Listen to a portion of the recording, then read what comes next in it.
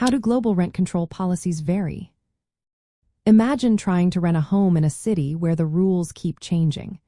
Different countries have very different ways of controlling how much landlords can charge.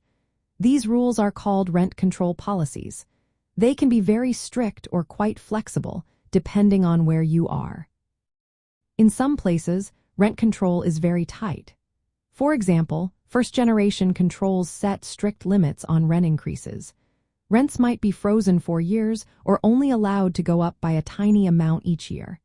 This helps tenants stay in their homes without fear of sudden big jumps. But it can also make landlords less eager to invest in maintenance or new properties. Other countries use second-generation controls. These look at the quality or utility of the property when setting the initial rent. After that, rent increases are negotiated or limited. For example, a landlord and tenant might agree on a rent increase based on how good the property is or how much utilities cost. This system tries to balance tenant protection with landlord interests. Third-generation controls are more flexible. They often tie rent increases to inflation or other economic indicators. So, if inflation goes up by 3%, rent can go up by the same amount.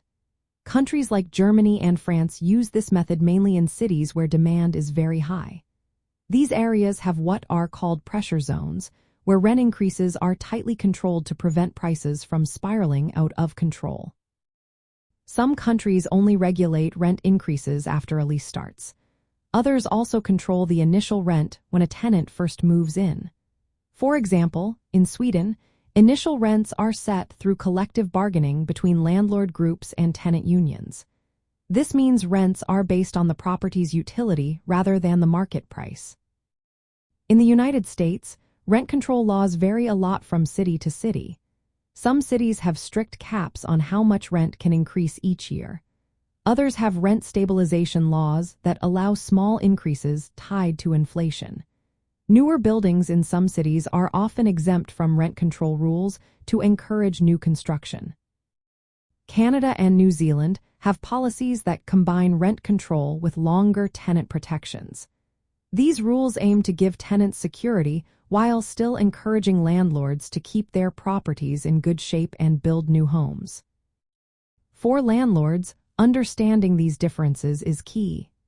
It affects how they set rents, plan for future income, and manage tenant relationships. Knowing local laws helps avoid legal issues and makes property management smoother. In summary, rent control policies around the world vary widely.